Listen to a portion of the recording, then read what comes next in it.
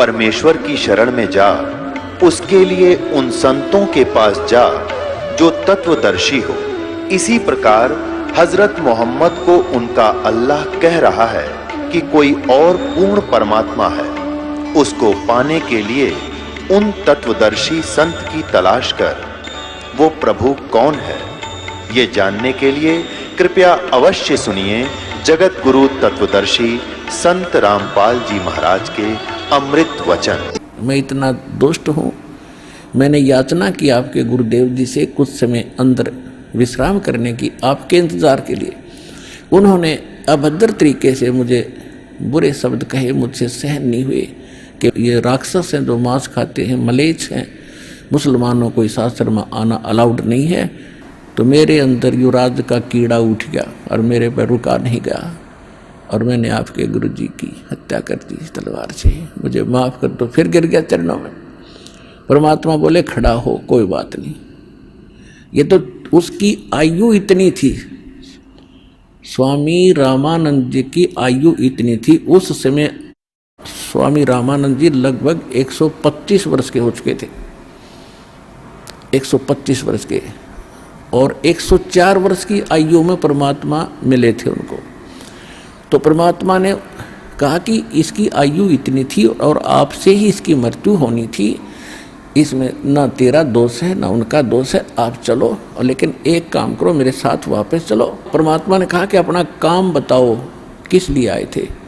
कि जिस काम के लिए आया था वो तो आपने आशीर्वाद मात्र से ठीक कर दिया। मैं बहुत दिनों से दुखी था, मेरे हाहाकार मची थी, आग लगी थी रोम रोम में। अरदाता आपके आशीर्वाद से मैं स्वस्थ हो गया। अब मेरा एक काम और बढ़ गया, हे परमात्मा उसको भी दया करो, क्षमा करो। परमात्मा बोले कि चलो आप ऐसे मत जाना, नहीं तो हिंदू समाज बहुत बुरा समझेगा और हो सकता उपद्रव भी हो जाए। आप अंतिम संस्कार करो, मैं संभालूंगा इन सबको, कहूँगा कि भाई ये तो होना ही था और ऐसे ऐसे गलती हो भी गई थी, आदर सत्कार तो सभी का होना चाहिए। तो राजा ने सोचा भी ठीक है। तो अंदर चले गए दोनों। तो जितने भी 10-5 वहाँ शेष रहते थे रामानंद जी के, वो कबीर साहब आगे आगे थे, उनको देखकर भागे आए कि कबीर जी सिकंदर ने गुरु जी का मर्डर कर दिया। परमात्मा बोले ऐसी बात नहीं बोलते, संत मरते हैं कभी? अरे भले आदमी तुमने फिर देख जाना क्या भगवान को और संत को, ये मरते हैं, ये कभी नहीं मरते। और कौन किसको मारता है, ये संस्कार अपने प्रारब्ध भोगना होता है सबको। उनको ऐसा करे थे। इतने में सिकंदर लोधी और वीर सिंह पीछे पीछे आ गए। वो फिर सुन्न हो गए, क्यों? तो फिर आ गया भाई सिकंदर लोधी, फिर आ गया। वो तो चुप हो गए, कत्ती एक साइड में खड़े हो गए। तब परमात्मा ने स्वामी रामानंद जी के जो 2 भाग हो गए थे, गर्दन अलग और धड़ अलग पड़ी थी दूर दूर, और कपड़ा डाल रखा था, वहाँ खून रक्त का सरवाह हो गया था। अब परमात्मा कबीर साहब ने दंडवत प्रणाम किया चरणों की ओर उस स्वामी रामानंद जी के मृतक शरीर को, और चरण पकड़ के कहा गुरुदेव उठो, संध्या आरती का समय हो गया है, और उठो, देखो दिल्ली के बादशाह और काशी नरेश आपके दर्शनार्थ आए हैं। इतना ही कहा था, वो गर्दन दूर से उठकर रामानंद जी के गर्दन पर लग गई, निशान भी नहीं था और जीवित हो गया। बोलो सतगुरु कबीर भगवान की जय।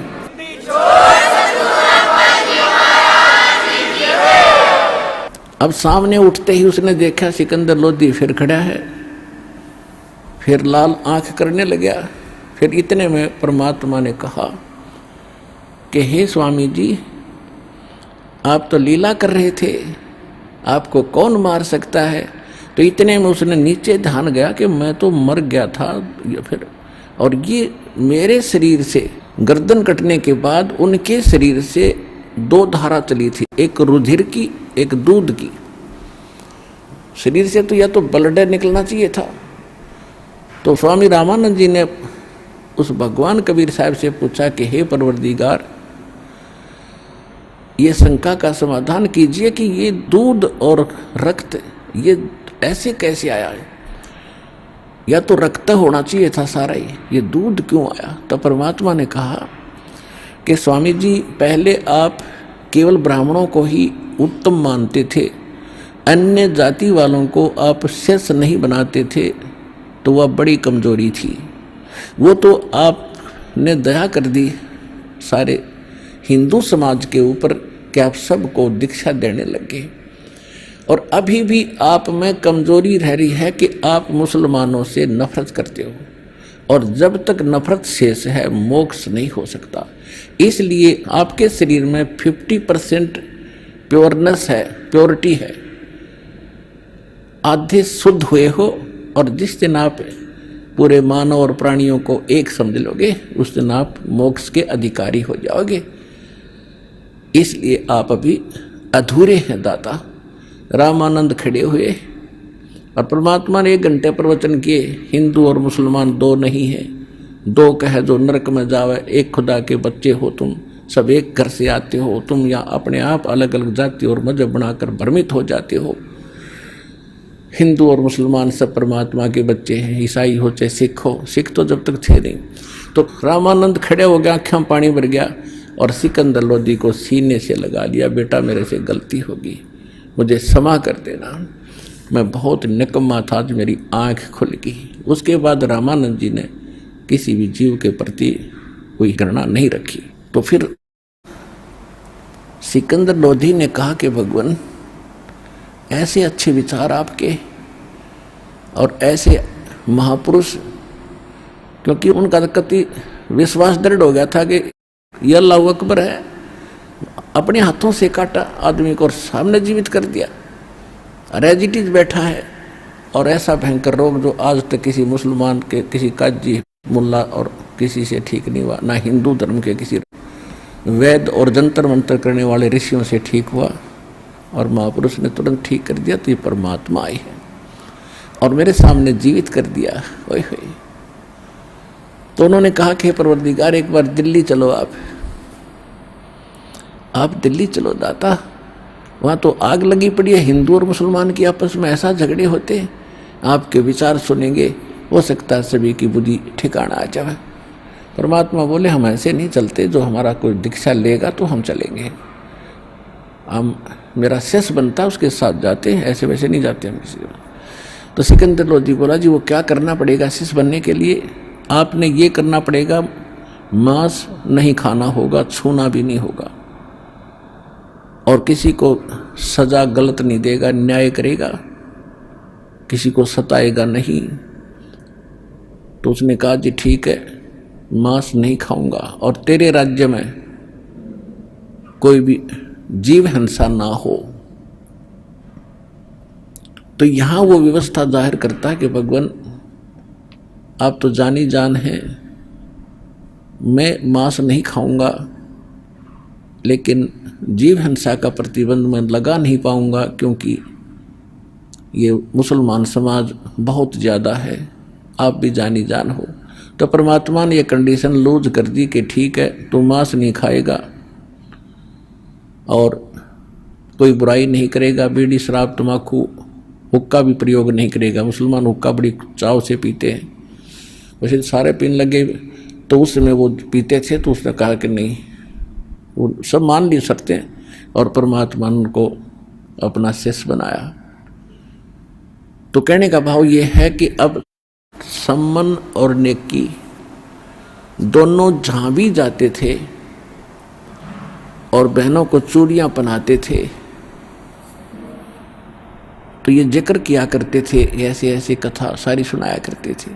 तो वो जितनी बहनें थी वो मजाक करती थी बाद में कि ऐसे इनके गुरु होते तो इनको ऐसा ऐसा दारिद्र है इनके ऊपर, इतने निर्धन है, समय पर कई बार आटा भी नहीं होता, मांग कर ले जाते हैं, तो ये इनको क्यों ना धनी बना देता। तो उनको भी एक आदमी ने टोक दिया था ऐसे ही कह करके कि यदि ऐसे तुम्हारे गुरु हैं तो तुम्हें धन क्यों नहीं देते। लेकिन वो दृढ़ भगत थे, संसार की बातों पर विश्वास नहीं करते थे। हम मार खाते यहाँ, जैसे एक भक्त मुझे कई कहते हैं कि जी मेरी पत्नी बीमार है, मुझे रोग था वो तो ठीक हो गया, अब मेरी पत्नी नहीं स्वस्थ हो रही है, मैं किसी को समझाता हूँ तो कहते हैं तो अपनी पत्नी को तो ठीक करा ले, फिर बात बताना। तो बच्चों, यहाँ भ्रमित ना होना, आप अपनी क्रिया विश्वास के साथ करते रहना। समाज की तरफ देखकर आप भगवान से दूर ना होना, फिर मालिक साथ नहीं देगा। अगर आपके मन में यह बात आ गई कि लोग क्या कहेंगे, मेरी पत्नी को तो लाभ हुआ ही नहीं है, तो आप भी छोड़ दोगे भक्ति, और उसको तो फिर होना ही नहीं था।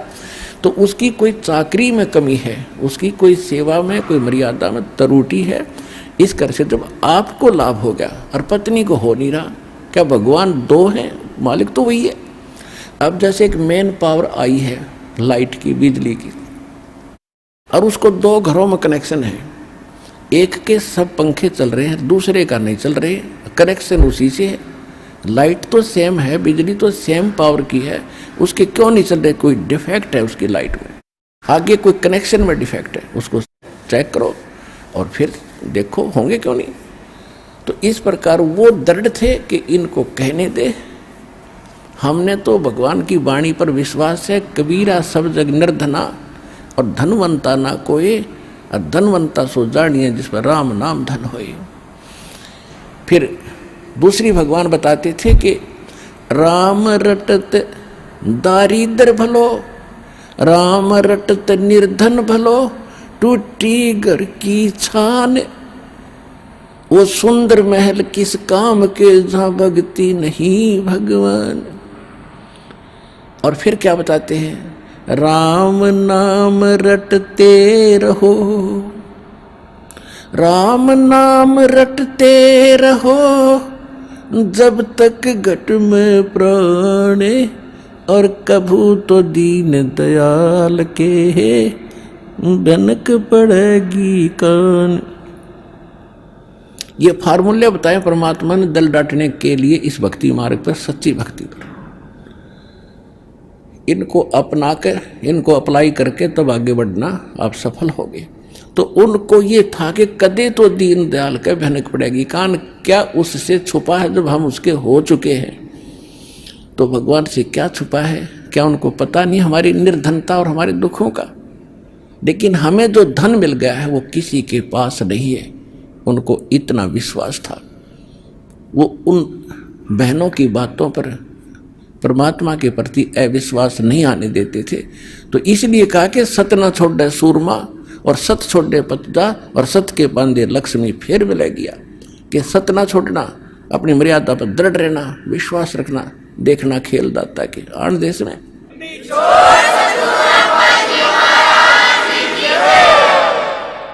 तो क्या हुआ? वो कथाएं सुनाते थे। वो लड़का जो सेऊ था वो भी अपने साथी बच्चों में खेलता था, वहाँ भी भगवान की कथाएं सुनाता था कि हमारे गुरुजी ऐसे हैं, हमारे गुरुजी ऐसे हैं। राजा सिकंदर लोधी को ऐसे गड़बड़ थी, वो ठीक कर दिया। रामानंद को सिकंदर लोधी ने मार दिया था, वो जीवित कर दिया, और बड़े शक्तिवान हैं। तो बच्चे कहते थे तुम्हारे गुरुजी तो राजाओं के पास ही जाते हैं, तुम्हारे घर आए कभी? अब वो बच्चा निरुत्तर हो जाता था, और बच्चों की एक दूसरे का व्यंग सहा नहीं जाता उनसे कि तुम्हारे गुरुजी तो धनवानों के यहाँ जाते हैं। वीर सिंह बघेला राजा उनका शिष्य है, और ऐसे वो तो सेठों के पास जाते हैं। धर्मदास सेठ है, उसके वहाँ जाते हैं। वो लड़का एक दिन अपने माता पिता से चर्चा कर रहा था, जब वो काम से वापस आ लिए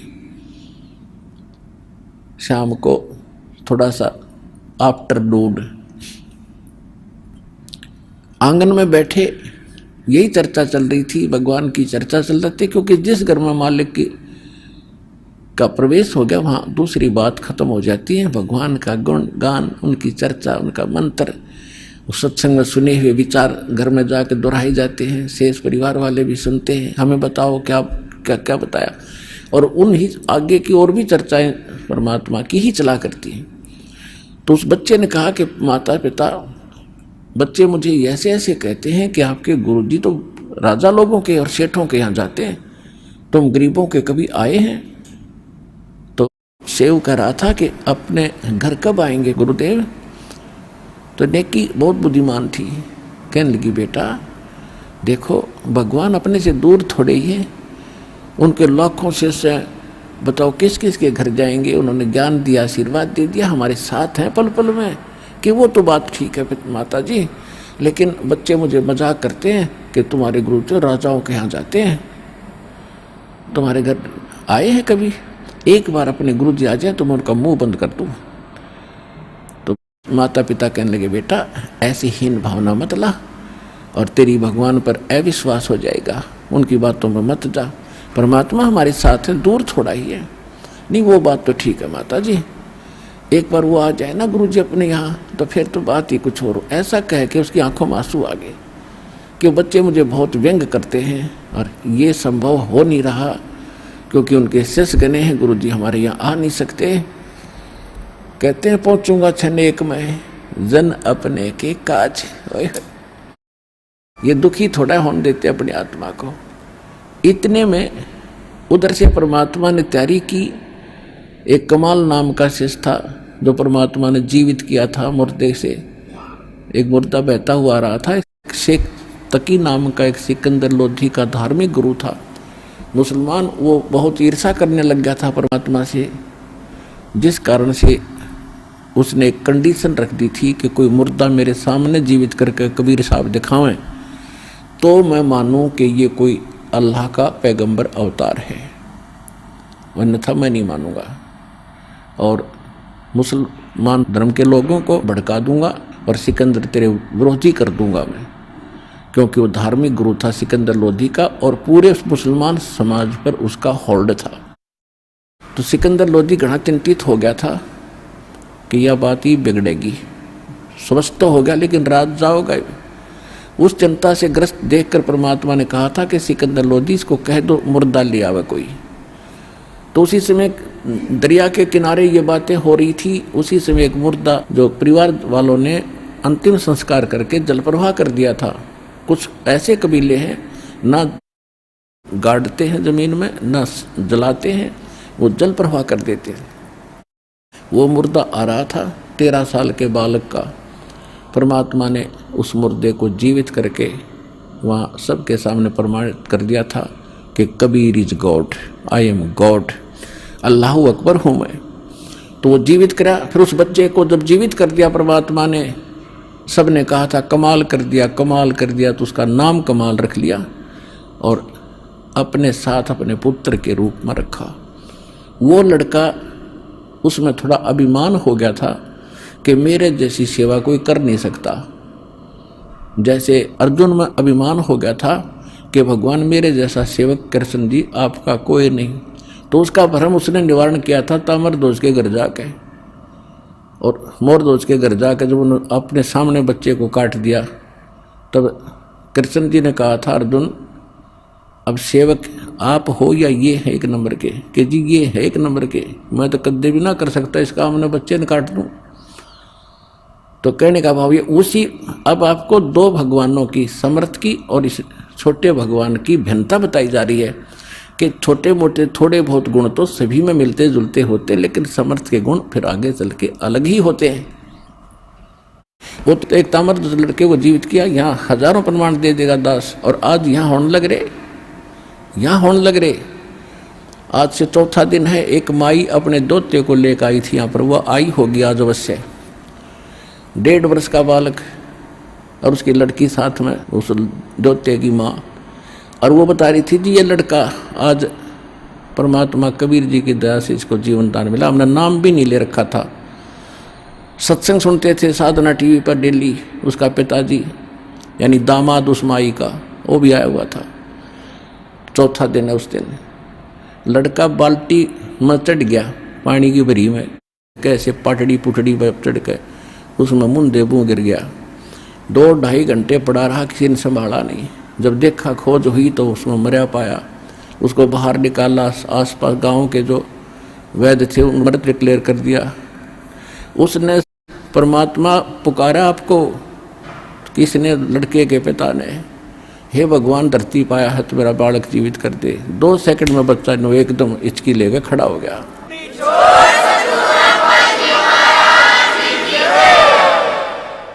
जब तक था नाम भी ना लिया था उसने, न्यू बोली सारा परिवार आ रहे हर नाम ले लिया। तो यहाँ लाखों कर दिया, कबीर भगवान कर रहे हैं, वो मालिक आज भी वही है, परंतु हमने उससे लाभ लेने का तरीका नहीं मालूम था। अब हमारे पास वो कंप्लीट वे है उस भगवान से लाभ प्राप्त करने का। तो इसी प्रकार परमात्मा ने उसमें भी ऐसे बहुत से उदाहरण प्रमाण करके दिखाया कि कबीर इज गॉड। हम एक तामर दो राम और दो के गीत गाएंगे, इस मालिक के असली महत्व को कूड़े में डाल दिया, करकट में डाल रखा था हमने। लाल को और कौड़ियों के गुण गा रहे थे, हम उनको कीमती बता रहे थे। अब कमाल कहने लगा कि महाराज मैं आपके साथ चलूँगा, मेरे बगैर आपकी कौन सेवा करेगा, मेरे जैसा सेवक आपको इस उम्र में कहाँ मिलेगा, आपकी सारी तासीर का मुझे मालूम है, आपको किस चीज़ की आवश्यकता है समय पर देता हूँ, अब चल बेटा तू भी चल। और एक शेख फरीद नाम के वो साथ आए थे। फरीद पहले परमात्मा के वो शिष्य बने थे, पहले वो मुसलमान धर्म से संबंधित थे, मालिक के ज्ञान से वो फिर मालिक के साथ काफ़ी समय संग करते थे। तो तीनों जने कहने लगे परमात्मा कि मैं कुछ शिष्यों के यहाँ चलना है, चलोगे? हाँ जी चलेंगे। वो तीनों जने उधर से वो सेव प्रार्थना कर रहा था, आंखों में आंसू आ गए थे, और उधर से सामने परमात्मा आकर खड़े हो गए। आवाज लगाई बाहर गेट पे, झोपड़ी के बाहर वाले गेट पे, और कहा कि भाई सम्मन है घर पे। तो नेकी कहने लगी गुरुजी की आवाज आ रही है। सम्मन कहने लगा गुरुजी कहाँ आएंगे इतनी दूर हमारे पास। ये वैसे चर्चा कर रहे थे ना अपने, वो सत्संग की आवाज आ गई होगी, वो ऐसे बतला रहे थे ना। फिर दोबारा आवाज लगाई परमात्मा ने कि भाई कोई सम्मन है क्या घर पे? नेकी बोली देख ही सुन जानते हैं, कहाँ आवाज तो बिल्कुल सामने। फिर उधर देखा, सचमुच ये तीन मूर्ति खड़ी है, और तीनों के तीनों नंगे पैरों भागे आए। सामने खड़े होकर ऐसे देख रहे हैं जैसे कोई स्वप्न हो। उन्होंने तो स्वप्न में भी नहीं सोचा था कि भगवान यहाँ पहुंच जाएंगे। अब तीनों जने ऐसे देख रहे हैं, सतबद्ध हो गए, जैसे उनको कोई आभास ही नहीं हो हम कहाँ खड़े। तब कमाल ने कहा कि अंदर ले चलो गुरुजी को, क्या यहाँ धूप में खड़े रखोगे? तब उनका सपना सा टूटा, प्रणाम किया दंडवत, और जैसा भी फटा पुराना कपड़ा था घर पे वो बिछा के मालिक को आसन दिया। नेकी अंदर चलेगी, सम्मन वहाँ बैठ गया, परमात्मा की गुणगान चर्चा करने लगे। भगवान आज ही आपको याद कर रहा था, आपका बेटा आज ही आपने आज दर्शन दे दिए, ये तो बुरा हाल था इसका। ऐसे ऐसे सॉरी कथा बताते रहे। ऐसे आध पौन घंटे के बाद सम्मन ने कहा महाराज भोजन की सुनाओ, प्रसाद की सुनाओ, मालिक अभी लोगे या डट के लोगे? परमात्मा बोला भी तैयारी करो, पैदल चल कर आए हैं, भूख तो सभी को लगी है। अच्छा जी अभी बनाते हैं। अब वो अपनी पत्नी के पास आया, नेकी के पास, कि नेकी भोजन तैयार करो, गुरुदेव को भूख लगी है। नेकी कहने लगी कि घर में दाना नहीं, अन्न नहीं, आटा नहीं, आज बिल्कुल भी एक रोटी का भी आटा शेष नहीं है। तो सम्मन कहने लगा किसी से उधारा मांग लाओ। नेकी कहने लगी मैं उधारा मांगने गई थी, जहां मुझे आशा थी सबने मना कर दिया है, और मैंने ये कहकर मांगा कि हमारे गुरुजी आए हैं, हमें आटा दे दो उधारा, आपका तुरंत ही दे देंगे कुछ ही दिनों में। तो उन्होंने कहा कि जब तुम्हारे गुरु इतने शक्तिशाली प्रबल हैं, कथा सुनाया करते हो, तो तुमने क्या जरूरत है मांगने की? हमारे पास आटा नहीं है, जाइए। आज वो जानबूझकर बकवाद हमारे साथ कर रहे हैं, और इसका बहुत बड़ा हमें दुख हो रहा है, और इनको बड़ा हानि हो जाएगी। तो सम्मन ने कहा कि आप अपना ये चीर दे दो, ओढ़ना कपड़ा जो सिर पर ओढ़ती हैं बहनें अलग से, ये अपना चीर दे दो, ये कपड़ा दे दे चूंदड़ी, और इसको मैं गिरवी रखाऊंगा। तो वो कहने लगी मैं ये भी गिरवी रखने गई थी, ये बीच से फटा हुआ है, इसको कोई गिरवी भी नहीं रखता, और चीर मेरे पास है नहीं। इतने निर्धन थे लेकिन दृढ़ भगत थे। अब सम्मन कलेजा पकड़ कर बैठ गया जमीन पर, चक्कर आने को हो गया कि भगवान मुझ नीच को ऐसा दुर्भाग्यशाली जन्मा है, मैं कितना पापी रहा हूँगा पिछले जन्म में, मैंने दान नहीं किया, मैंने कोई पुण्य नहीं किया, जिस कारण से परमात्मा बताते हैं जो दान करता उसी को धन मिलता है। यदि मेरे पास आज धन होता तो मैं खूब दान करता, और आज गुरुजी भूखे जाएंगे मुझ पापी के द्वार से। हे परमात्मा, जब जमीन क्यों ना फट जाती, इसमें चला जाऊं अंदर में, क्या शकल दिखाऊंगा। ऐसे वो विलाप कर रहा था तो नेकी ने कहा कि ऐसे कुछ नहीं बनेगा, एक काम करो, तुम दोनों पिता पुत्र आज रात्रि में चोरी करके लाओ आटा, और सुबह गुरुदेव को भोजन करा देंगे। तो बोल दे ऐसे कि जिस सुबह भोजन कराएंगे, समझ जाएंगे, वो जानी जान है, वो तो महापुरुष हैं कि कोई आट अडास होगी, वो समझ जाते हैं। तभी वो लड़का बोला सेऊ, कहने लगे माताजी गुरुजी तो बताते हैं जो चोरी करते हैं उनका तो सर्वनाश हो जाता है, आप चोरी करने को कह रहे हो। तब उस माँ ने बताया बेटा चोरी करना अपने लिए नहीं महापुरुषों के लिए करेंगे, कि चोरी तो चोरी ही है, चाहे किसी लिए करो। लड़का इतना दृढ़ था ज्ञान में। तब माँ ने बताया बेटा चोरी मैं इसलिए करने को कह रही हूँ कि इस नगरी में हम बसे हैं, हमने यहाँ मजदूरी करके निर्वाह किया है। ये लोग बुरे नहीं हैं लेकिन कोई दुर्भाग्य इनका आगे अड़ गया। आज यदि ये परमात्मा यहाँ से भूखे चले गए बेटा नगरी नष्ट हो जाएगी।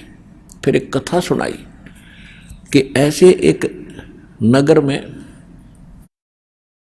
अभिमानी पैसे वाले लोग बहुत थे, साधु संत आते थे, वो केवल अपने ही किसी इष्ट को पूजा करते थे, उसके अतिरिक्त किसी भी संत को या किसी भिखारी को दान नहीं देते थे, और दान तो दूर है वो भोजन भी नहीं देते थे, और उनको कहते थे तुम करके खाओ ऐसे।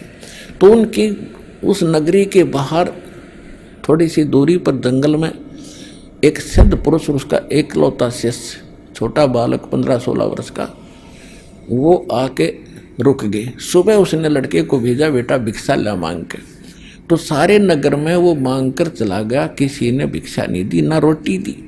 पैसा नहीं लाना, आटा लाना या बनी बनाई रोटी लाना, किसी ने नहीं दी। उनको धिक्कार दिया, दरवाजे बंद कर ले, चला जा यहाँ से, करके नहीं खाते, तुम मस्टंडे फिरते हो, दिन में भिक्षा मांगते हो, रात को चोरी करते हो, दिन में घर देख जाते हो, ऐसे बकवास करने लगे। एक कुमारी थी बाहर, उसका गांव से नगर से बाहर उसी रास्ते पर घर था जिससे उस संत का आना जाना था। तो उस माई ने उसने देखा कि लड़का खाली गया। अब माई को दुख होता है, अपने पुत्र जैसा लगता है कि ये सारी रात का भूखा होगा और आज ये खाली जा रहा है। पता था उसको यहाँ से कुछ मिलना ही नहीं। और विशेषकर कुछ साधु संत ऐसे होते थे जो शूद्र जाति वालों से, निम्न जाति वालों का भिक्षा नहीं मांगते थे उनसे, वो उसी नगरी में भी ऐसे अलग स्थानों से मांगते थे। तो वो इसलिए नहीं बोली कि मैं नहीं दे सकती, साधु संतां का काम है, मेरे से नाराज ना हो जा। तो उसने जाके बताया महाराज जो ऐसे नालायक आदमी है, कोई देता ही नहीं और धिक्कार रहे मुझे। उनका गुरु बोला बेटा कल फिर जाना, सुबह फिर जाना। अब सुबह फिर गया लड़का, फिर खाली आ रहा था वापस। तो उस कुमारी ने कहा कि वह विधवा थी, 5-4 बच्चे थे उसके। उसने कहा महाराज मैं जाति से कुमारी हूँ और मैं कल से देख रही हूँ आप भूखे हो, मुझे अपने बच्चे जैसे लगते हो, आप कैसे जी रहे हो। उस माँ का क्या हाल होगा जिसने इकलौता पुत्र बाबा बना दिया। और मैं कुमारी हूँ, ये रोटी ले जा। आटा को आटा भी दे दिया, रोटी अलग से दे दी। तेरे आपके गुरुजी कहें तो खा लेना, उनको बता देना कि मैं इस जाति से हूँ। उसने बच्चे ने दोनों साधन ले लिया, आटा भी ले लिया, रोटी भी ले ली। चल संत ने पूछा बेटा मिला कि नहीं? जहाँ से मुझे आपने लाने की आज्ञा दी थी उच्च घरों से, वहाँ से नहीं मिला। एक ऐसे कुम्हार जाति की माई ने ये शब्द कहे हैं, और बेटा मुझे मालूम था कि यहाँ से तुझे ये आटा देंगे नहीं, भिक्षा नहीं देंगे, बहुत अभिमानी लोग हैं। तो संत ने कहा कि वापस जा और उस माई ने कह दे कि इस नगर को छोड़ दिया शाम तक और किसी को बताएगी नहीं। आज रात को ये 12 बजे के बाद ये नगर नहीं रहेगा। ये इतने अभिमानी और संतों का अनादर करने वाले लोग हैं। और उसको कह दिए कि जहाँ तू अब जितना शीघ्र हो यहाँ से निकल, और सामने जहाँ तू पहुँच जा वहीं रुक जाना, तू वहीं बस जाएगी, तेरे नाम से नगर होगा, गांव होगा, पूरा तेरा पूरा वहाँ पर वास हो जाएगा। अब उसने वापस आकर बताया कि माई पे गुरुदेव ने ऐसे ऐसे कहा है और मेरे गुरुजी बड़े सिद्ध पुरुष हैं, जो कह दिया फाइनल है। अपने सारे सामान ने लाद के गधों पर और निकल जा और बताना नहीं किसी को, आज रात के 12 बजे ये नगर नहीं रहेगा। तो वो समझ गई कि जो कह दिया संत ने फाइनल है, और जहाँ तू रात तक हो जा वहीं रुक जाइए, वहीं बस जाएगी। तो ऐसे ही यहाँ एक कुमारिया गांव है, उसी के नाम से बसा हुआ है। और ये अग्रोहा नाम से एक अग्रवालों का, लालाजियों का एक वो नगर था, वो सारा ऐसी एक सिद्ध के ने नष्ट कर दिया था। तो कहने का भाव ये है, वो चली गई और फिर वो रात के समय वो होना ही था। तो वो ऐसी घटना घटी था, क्षेत्र के लोग देखने आए, पूछा, कारण पूछा, फिर उस माई ने बताई सारी कहानी। तो सब नगर वालों की इतनी आस्था बन गई, वहाँ उसके नाम से मकान बना दिया, उसके लिए किले एकड़ दे दी, सैकड़ों, तू रहे यहाँ बस ठाट से, और बेबे हमारी बहन है तू यहाँ बस ठाट से, एक पूरा गांव बस गया उसके नाम से। अब कहने का भाव ये है कि जिस नेकी ये बता रही थी कि बेटा यदि आज ये परमात्मा यहाँ से भूखे चले गए, ये नगर का नाश हो जाएगा बेटा। हम तो जानकार हैं, ये तो अनजान है, इन्होंने तो आग में हाथ दे दिया, और बेटा हमने बचाना पड़ेगा इनको, इसलिए तुम चोरी करके लाओ। एक तरफ तो ये इतने जीव मरेंगे, एक तरफ बेटा हमने आपत्ति आओगी वो आ लेगी। तो समन खड़ा हो गया, सेव भी करने लगा, माता जी आपने तो आँख खोल दी, हम नहीं मरने देंगे नगर को, चोरी करके लेंगे। पिता और पुत्र दोनों रात के 12 बजे चले, चोरी भी क्या, आटे की। और आटा किसके लिए? गुरुदेव के लिए, भक्तों के, अतिथियों के लिए। एक लाला जी के घर में जाकर सेंध लगा ली, सुराख बना लिया अंदर प्रवेश करने का। तो सम्मन कहने का बेटा तू बाहर रहे, मैं चाहता हूँ अंदर, मुझे तो अगर मैं पकड़ा गया तो इस लाला जी की पहुँच बहुत है, राजा तक पहुँच है बेटा, ये फांसी भी तुड़वा देगा, बहुत भयंकर दंड करवा देगा, और बेटा तू बच जाएगा, तू बाहर रहे। तो सेव कहने लगे पिताजी मैं बालक हूँ, बालक पर रहम भी हो जाएगा, अगर पकड़े गए तो आप बाहर रहो। यूँ कह कर सेव घुस गया उसमें, और जाके समन ने कहा कि 3 शेर से ज़्यादा ना लाना, 3 अतिथि आए, तीनों को खिला देंगे उसे। अब उसने अंदाजा सा अपनी फटी पुरानी चद्दर में बांध के चलन लगा, आवाज़ होगी, किसी तराजू पर पैर टेक गया, उसका खुड़का दुड़का होने से लाला जी जाग गया। तब तक वो निकट आ गया था सुराख के, ऐसे निकलने की चेष्टा कर रहा था, रेंग कर घसीट कर, और उसने वो फेंक दिया था बाहर कपड़ा, पिताजी उठा ले। पीछे से लाला जी ने उसका पैर पकड़ दिया और घसीटने लग गया। तो सेव ने कहा पिताजी मैं पकड़ दिया लाला जी ने, सेठ ने, और आप ये आटा लेकर चले जाओ, जल्दी निकल। तो जब लाला जी ने देखा कि चोर चोर, और वहाँ थाम के बांध दिया पिल्लर के रस्से तक, और कहने लगे तुम भगत को आओ से भगत हैं, पकड़े की तरी वास्तविकता जागी ना सामने, किसी भगत थे तो वो कहने लगे लाला जी हम बुरे नहीं हैं, हमारे घर एक महात्मा आए हुए हैं, हमारे गुरुजी आए हैं, 3 जने हैं, 2 भक्त हैं, और यहाँ आटा किसी ने दिया नहीं हमारे को, हम आपका वापस डाल कर जाते एक दिन, चाहे किसी बहाने आते और फिर बताते आपको कि वो चोरी हमने की थी। कहते बात मत बना, अब मुझे पता लग गया चोरी तुम नहीं, वो तुम्हारे गुरु करवाते हैं, और देखना मैं बताऊंगा सारे नगर में, और तुम्हारे काला मुँह करेंगे तुम्हारे गुरु जी का कल सुबह, और उनको घसीटेंगे यहाँ पर। अब वो लड़का डर गया किया, और बात बढ़ गई। उधर से सम्मन लेकर गया आटा, नेकी ने पूछा उसके पत्नी ने कि पुत्र कहाँ है। वो कहने लगा सेठ ने पकड़ लिया उसको। नेकी बहुत बुद्धिमान थी और भगवान के ऊपर समर्पित थी और कहा कि गुरु जी की इज्जत का नाश होगा, बच्चे को पहचानेंगे और फिर लोग यहाँ आएंगे और वो कहेंगे कि ये चोरी ये करवाता है, इसके लिए कि इन्होंने ये अच्छे आदमी थे, ये चोर नहीं है, तो गुरु जी के साथ बदसलूकी होएगी और ये हम सहन नहीं कर सकते। तो वापस जा और लड़के की गर्दन काट दे और सिर उठा लेना, कोई पहचान ना ले 20 का बालक है। तो सम्मन लेकर इतनी बड़ी करद, छुरा लंबा और चला। अब उसको उधर से बच्चे के मन में यही भावना कि मेरा पिताजी आ जा, मेरी गर्दन काट ले जा।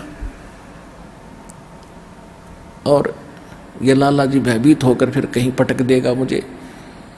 तो ऐसा ही हुआ कि उसने जाके सम्मन ने कहा कि बेटा सेऊ, एक बार दो बात कर लेते रहते, एक आवश्यक बात है बेटा, कल तो हम मिल नहीं सकेंगे क्योंकि ये राजाओं के राज हैं, तुझे मार देंगे, हमें भी अलग अलग बंद कर देंगे, हम कुछ बातें नहीं कर सकेंगे। एक बार तेरे कान में एक बात बतानी है, आवश्यक है, तो एक बार सिर बाहर निकाल ले। तब उसने कहा कि लाला जी बाहर मेरा पिता खड़ा है और वो कुछ आवश्यक कार्य बता रहा है, मैं मेरे कान में बताओगा, इतना ढीला कर दे कि मैं सिर बाहर निकाल लूँ, बाकी पैर के रस्सा बांधे रखना तू। पहले तो सेठ ने मना किया कि नहीं तुम भाग जाएगा, कि नहीं भागूंगा कैसे, रस्सा बांधे रख, ढीला कर दे थोड़ा सा। सेठ ने सोचा ले कर दे ढीला, कौन सा 3 शेर आटा ही तो लेकर गए, और ढीला रस्सा कर दिया, लूज कर दिया और सिर बाहर निकाल लिया। जब सम्मन पे हाथ नहीं उठा, पीछे कर लिया, वह कर दिखाई नहीं, और पिता था, नहीं हिम्मत बनी बेटे की गर्दन काट दूं। लड़के ने कहा कि पिताजी अगर तू मेरा बाप है तो मेरी गर्दन काट ले जा, और कोई विकल्प नहीं आज गुरुदेव की इज्जत बचाने का, और नहीं तो तू नहीं काटेगा तो मेरा बाप नहीं है तू, मैं तेरी संतान नहीं हूँ। ये बात जो बेटे के मुख से सुनी तो एकदम करंट सा आया और लड़के की गर्दन काट दी और सिर उठा करके ले गया, वहाँ जाकर एक अलमारी में रख दिया छुपा के। नेकी कहने लगी तू वापस फिर जा, लाला जी उस लाश को घर नहीं रखेगा, सबको वो डर जाएगा, उसको कहीं घसीट के डाल के आएगा दूर खंडर में। और उसने लाला जी ने इतने में ऐसा ही कर दिया, उसको घसीट कर ले गया रातों रात। एक पजावा था, पजावा कुम्हारों का गड्ढा ज़्यादा हो जाते उसमें पटक के आके अपनी जो सुराख किया था उसको ठीक ठाक करके अब उस पर गारा गुरा लीप कर रेत रात मार दिया, जैसे कुछ नहीं हुआ। अब सम्मन वहाँ देखा, उसकी जो घसीट बच्चे की जा रही थी पैरों की, उनके साथ साथ वहाँ पहुँचा, उस धड़ को उठा के घर ले आया, एक कोने में डाल दिया, खराब से कपड़े उसके ऊपर डाल दिए, और ये सोचा था कि खाना खिला के महापुरुषों को भेज देंगे, बाद में बच्चे का अंतिम संस्कार करेंगे। अब शाम को तो मालिक से अर्ज कर ली, भगवान सुबह खाना खिलाएंगे। अच्छा बेटा सुबह खा लेंगे, कोई बात नहीं, तो भूख से भी खत्म होगी, पता नहीं क्या बात हुई। साधु संत ऐसे ही होते हैं, और वो तो मालिक थे, तो सुबह वक़्त से खाना बना दिया कि गुरुजी ने आगे जाना है, और वो कह रहे थे सुबह जल्दी जाना भाई, मैंने आगे किसी भक्तों के पास, तो वक़्त से खाना खिला के इनको भेज देते कि इनको पता लग गया कि लड़का मर गया है तो ये खाना नहीं खाएंगे। तो सम्मन ने कहा नेकी रोना मत। अक नहीं, मैं भी नहीं रोऊंगी, तू भी मत रोना, कि नहीं। तो उन्होंने भोजन बना के 3 उनमें डाल दिया पात्रों में, मिट्टी के दोनों में, और कहा भगवान भोजन भोग लगा लो, क्योंकि 3 जने थे, परमात्मा 2 भक्त थे। परमात्मा ने कहा ऐसे नहीं, इनको 6 भागों में बांटो सारे प्रसाद को, और प्यार से खाएंगे, प्रसाद बना के सबको खिलाएंगे, आप भी मेरे बच्चे हो। नेकी और सम्मन ने बहुत कुछ मना किया कि नहीं फिर खाएंगे, फिर क्या, नहीं, उन्होंने 5 दोनों में डाल दिया। परमात्मा बोले 6 में करो, कि बच्चा तभी जागा नहीं है, सो रहा है, कोई बात नहीं, उसको भी खिलाएंगे प्रसाद प्रेम।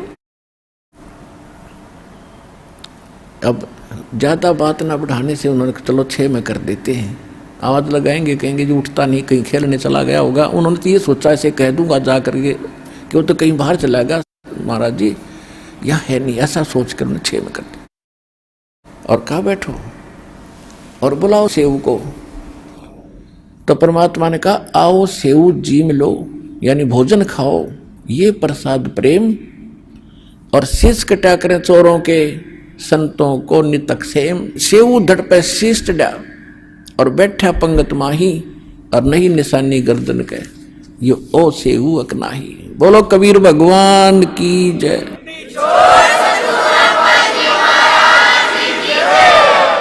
एकदम सेव के धड़ पे वो अपने आप ताक से उठ कर सिर लग गया और उठकर भागा आया कि आ गया गुरुदेव, आ गया गुरुदेव, और बैठ गया उस पंगत में, यानी उन 6 की लाइन पूरी होगी पंक्ति। और परमात्मा कहा आओ सेव जी मिलो, ये प्रसाद प्रेम, और सिर कटा करें चोरों के बेटा संतों के नितक सेम। और सेव धड़ पे सिर चढ़ा और बैठा पंगत माँ, और नहीं निशानी गर्दन के, यू ओ सेव उगना, निशान भी नहीं था उस बच्चे के। माता पिता उठकर देख कर आए कि क्या हो गया, वहाँ पर सिर्फ रक्त पड़ा था थोड़ा सा शरीर, और सब तो सामने वो बच्चा उनका जीवित था। बोलो कबीर भगवान की जय।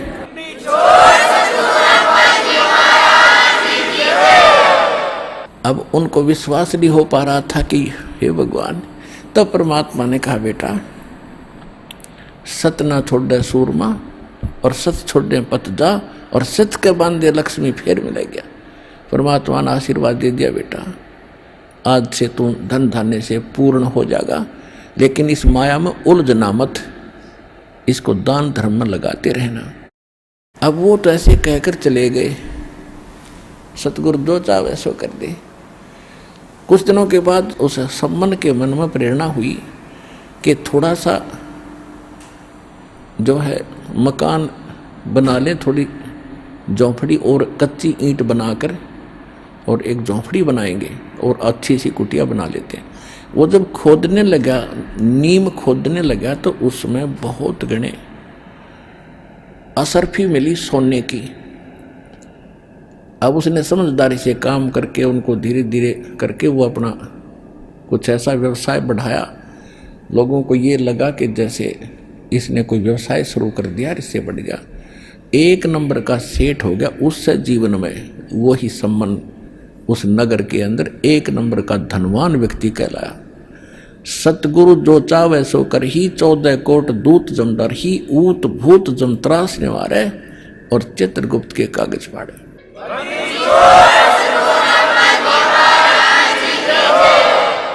अपने आत्मा ये थी अमर कथा, ये थी सत्यनारायण कथा। ये तो इन्होंने कूड़े के ढेर में डाल दी, हमारा छींट भी नहीं लगने दी। और एक गीत गाया करते, मोर दोस्त का लड़का जीवित कर दिया कृष्ण भगवान, मोर दोस्त का लड़का जीवित कर दिया कृष्ण भगवान। अब कृष्ण जी की सतीथि अब सामने आई तो विष्णु अवतार थे, और विष्णु की क्या सतीथि आपके सामने स्पष्ट कर दिया दास ने, सब प्रमाण दे देकर।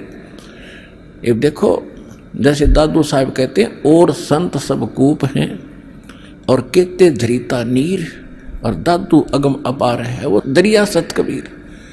अब एक तो छोटा मोटा कुआ हो, वो तो एक पीन पान का काम थोड़ा बहुत कुछ मोहल्ले का चला सकता है, वो सारा काम नहीं कर सकता।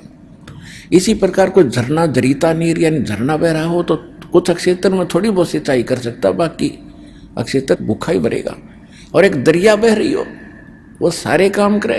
तो ये छोटे मोटे गुण तो साधु संत इन छोटे मोटे भगवानों में सब में होते हैं, लेकिन इतना अंतर समझना, और संत सब कूप हैं कहते झरीता नीर, दादू अगम अपार है वो दरिया सत कबीर। तो ये वो समर्थ है जिसमें सारे ही गुण संपन्न हैं, वो भी काम कर सकता है, और उनसे आगे भी जो सबको सुख दे सकता है वो कबीर भगवान है। अब धर्मदास जी ने फिर एक प्रश्न किया,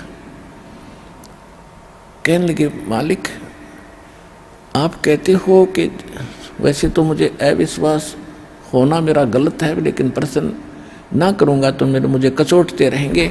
कि जैसे श्री कृष्ण जी के पास एक विपर सुदामा बहुत निर्धन था और वो 2 मुट्ठी चावल लेकर गया था सूखे, उनको खा करके एक उनका बहुत सुंदर महल बना दिया उस द्राविड़ देश में। सुदामा जी का कितना सुंदर महल बना दिया, उसको धन दे दिया।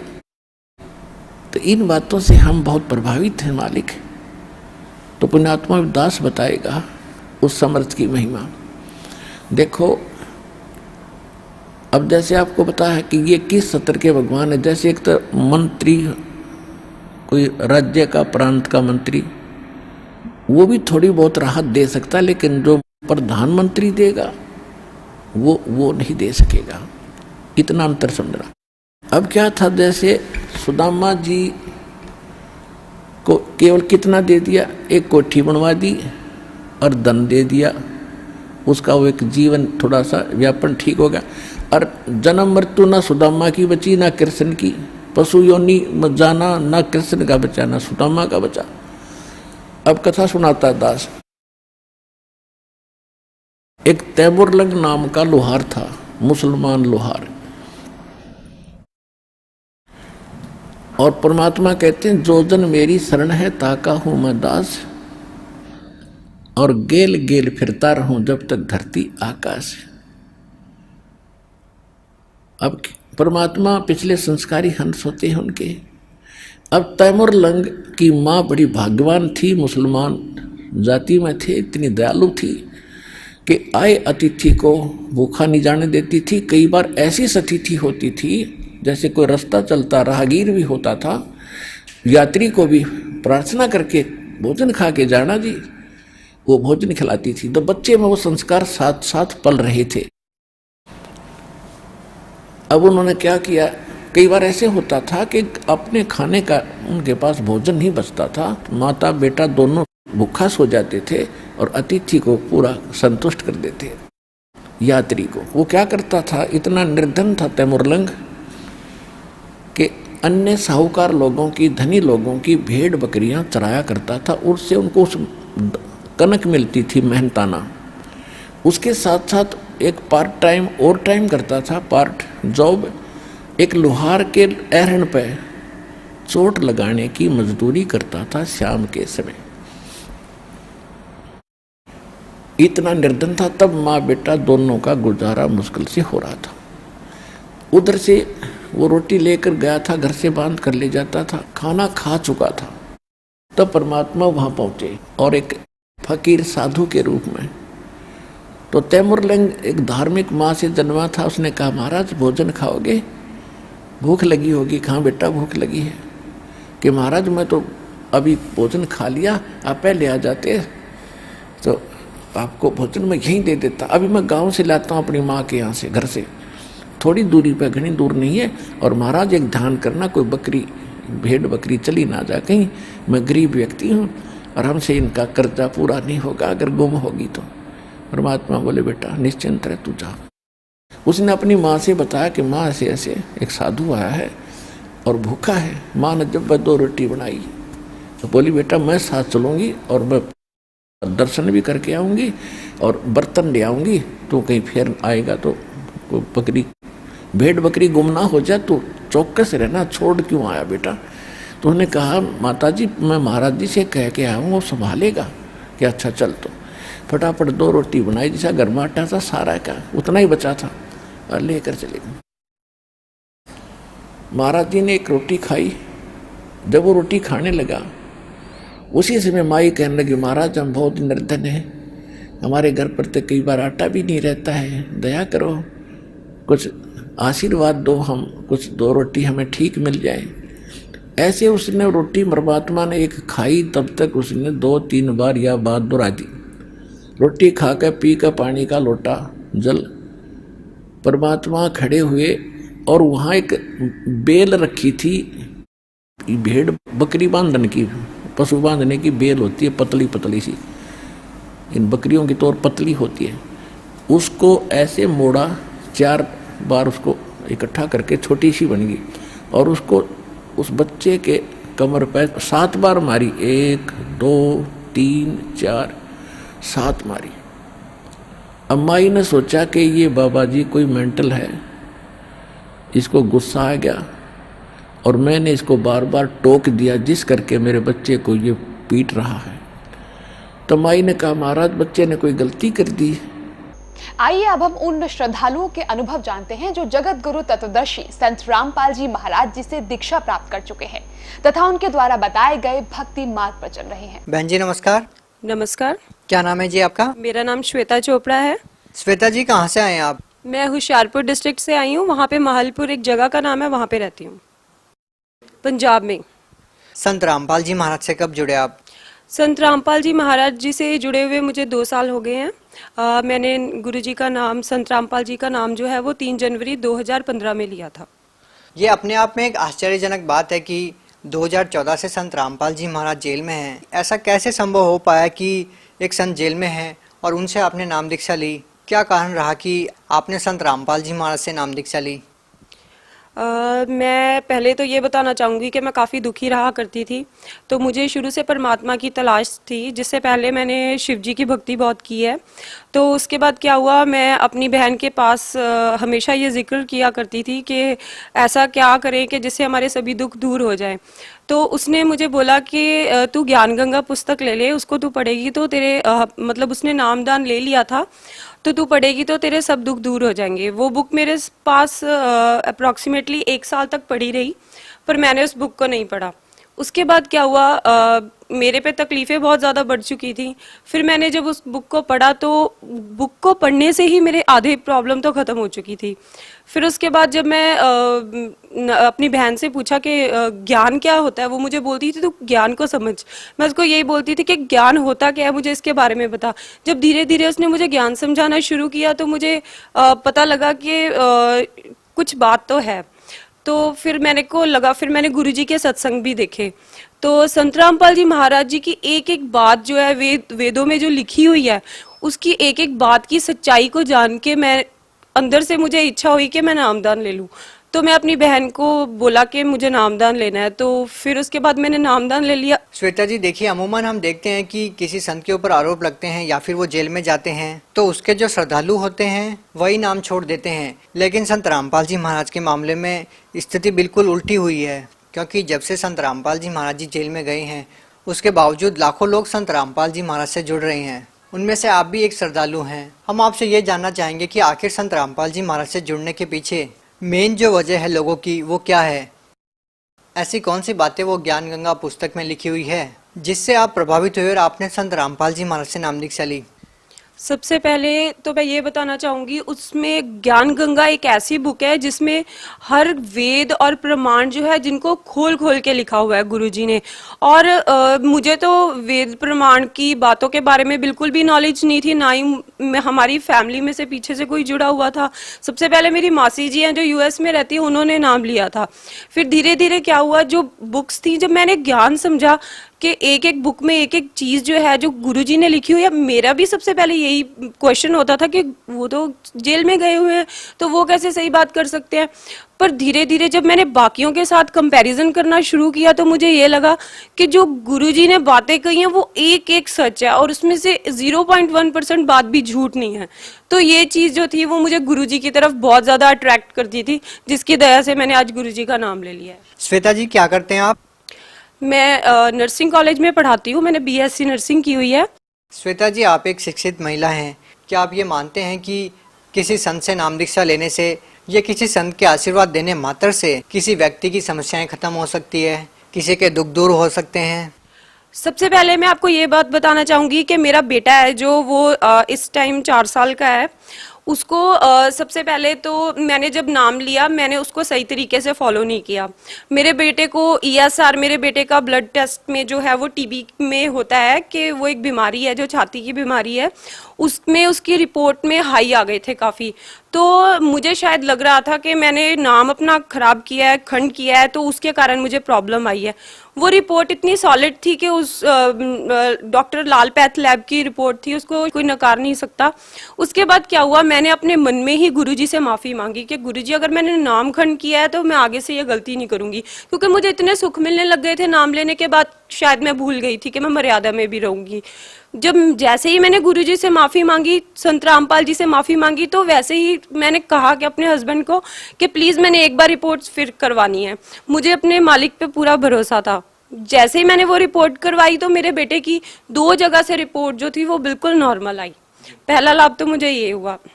दूसरा लाभ ये था कि एक मेरा पेपर था, लाइक आइल्स का पेपर था, वो शायद मैंने 5-6 बार दे दिया था। तो सबसे बड़ी गलती मैं ये करती थी, मैंने गुरुजी को प्रार्थना नहीं लगाई थी। पर ये मुझे विश्वास था कि शायद अपने आप पे कॉन्फिडेंस होता है कि नहीं मैं क्लियर कर लूंगी। पर क्या हुआ कि मैंने फिर एक बार प्रार्थना लगाई, जब मेरा क्लियर ही नहीं हो रहा था पेपर, तो गुरुजी ने मुझे कहा कि आप मतलब जो गुरुजी ने मुझे जवाब दिया, फिर मैंने उसको फॉलो किया। उसको फॉलो करने के बाद आज मेरा इतना अच्छा रिजल्ट है जो मैं बता भी नहीं सकती। तीसरा लाभ मेरा ये है कि जो मेरे हस्बैंड है वो तो कभी भी ना, मैंने तो कभी सोचा भी नहीं था कि वो नाम भी ले लेंगे। उन्होंने लाइक बैड सोसाइटी में हो गए थे वो, और काफ़ी गंदा नशा करने लग गए थे वो, जिसके कारण उन्होंने मेरी ज्वेलरी सेल कर दी, काफ़ी कुछ कर दिया था उन्होंने। तो उसके बाद मैंने उनको बोला कि शायद वो कोई प्रॉब्लम में भी सफ़र कर सकते थे, कोई भयंकर रोग भी शायद उनको लग सकता था। तो मैंने उनको बोला कि अगर मतलब मैं डरती उनसे बोलती भी नहीं थी, क्योंकि मेरे ससुराल परिवार के जो लोग हैं वो बिल्कुल भी इस रास्ते को फॉलो नहीं करते। फिर मैंने उनको बोला, मैंने कहा तुम एक बार हम गुरुजी के पास चलेंगे तो शायद ये सभी प्रॉब्लम ठीक हो सकती है। तो वो भी इतने ज़्यादा दुखों में घिरे हुए थे कि उन्होंने एक बार भी मना नहीं किया। और संत रामपाल जी की, महाराज जी की ऐसी दया हुई कि मेरे बेटे ने भी नाम ले लिया और मेरे हस्बैंड ने भी ले लिया। जैसे कि आपने बताया कि आपके जो पति हैं वो नशा करते थे और आप बहुत ज़्यादा दुखी थे। आप सोच रहे थे कि वो अगर नाम दीक्षा ले लें तो आपके दुख दूर हो सकते हैं। कहीं ना कहीं आपको लग रहा था कि संत रामपाल जी महाराज से नाम दीक्षा लेने के बाद आपके पति नशा छोड़ सकते हैं। तो क्या आपकी जो सोच थी वो सही साबित हुई? जी बिल्कुल। मेरे हस्बैंड ने जैसे ही नाम लिया उन्होंने बिल्कुल नशा छोड़ दिया। वो बहुत गंदा नशा था। जब उन्होंने छोड़ दिया, और आज मेरे ख्याल से हमारी तो दूसरे-तीसरे दिन ही लड़ाई हो जाती थी, और मैं तीसरे दिन ही अपने पेरेंट्स के घर चली जाती थी। अब शायद 1 साल हो चुका है, हमारी कोई लड़ाई नहीं हुई। पहली बात तो मेरे नाम लेने से हमारे घर की हालत सुधर गई, हमारी लड़ाई नहीं हुई। दूसरी बात ये हुई, अब उन्होंने सारा नशा छोड़ दिया। उस नाम में इतनी पावर है कि मतलब मैं कभी सोच नहीं सकती थी कि मेरे हस्बैंड इतने सुधर जाएंगे, जो कि हुआ है। श्वेता जी, यदि आज की बात करें तो देखिए, हम किसी भी संत को संख्या के आधार पर सही या गलत नहीं ठहरा सकते। हमने ऐसा भी देखा है कि करोड़ों की संख्या में जिसके श्रद्धालु हैं और उनके ऊपर आरोप भी लगे हैं और वो सिद्ध भी हुए हैं, और आज वो जेल में भी है। हम आपसे ये जानना चाहते हैं कि आप अन्य बाबाओं को संत रामपाल जी महाराज से किस प्रकार अलग पाते हैं? अगर हम बाकी बाबाओं के पास जाएंगे, संतों के पास जाएंगे, तो वो अगर मुझे कैंसर हो गया है तो मैं उन बाबा के पास जाके बोलूंगी कि मुझे कैंसर हो गया, मैं कैसे ठीक हो सकती हूँ, तो वो मुझे ये बोलेंगे आपका पाप कर्म है, आपके कर्मों की सजा आपको मिल रही है। तो वही प्रश्न लेके अगर मैं संत रामपाल जी महाराज के पास जाऊंगी और मैं उनसे बोलूंगी कि मुझे ये प्रॉब्लम है, तो वो एक ऐसा भक्ति मार्ग दे रहे हैं जिससे मैं बिल्कुल ठीक हो रही हूँ, और वहाँ पे मुझे ये चीज़ नहीं मिल रही है। तो ये तो पक्की बात है कि अगर मुझे तो फिर वही चीज़ को अपनाना पड़ेगा, वही रास्ता मेरे लिए अच्छा है, क्योंकि ये जो भक्ति साधना है जहाँ से मुझे बीमारियों से छुटकारा मिल रहा है, मैं बिल्कुल ठीक हो रही हूँ, तो मैं बाकी बाबाओं के पास क्यों जाऊँगी? मैं सही रास्ते को फॉलो करूँगी। आप भगत समाज को क्या संदेश देना चाहेंगे? भगत समाज को संदेश नहीं देना चाहूंगी, हाथ जोड़ के प्रार्थना करना चाहूंगी कि जो गुरुजी हैं, जो संत रामपाल जी महाराज हैं, उनका नाम जो है वो बिल्कुल सच्चा है, और उनकी एक एक बताई बात में सच्चाई है। उन बातों को आप वेदों में, प्रमाणों में देख सकते हो। जो सत्संग आता है श्रद्धा चैनल पे, साधना चैनल पे 7:40 से 8:40 तक, उसमें वो एक एक बात का प्रमाण देते हैं। तो अगर हम उनको देखेंगे तो हमें सारा कुछ सही तरीके से पता लग जाएगा और हमें सही भक्ति मार्ग मिलेगा और हमारा मोक्ष होगा। जी धन्यवाद। सत साहिब।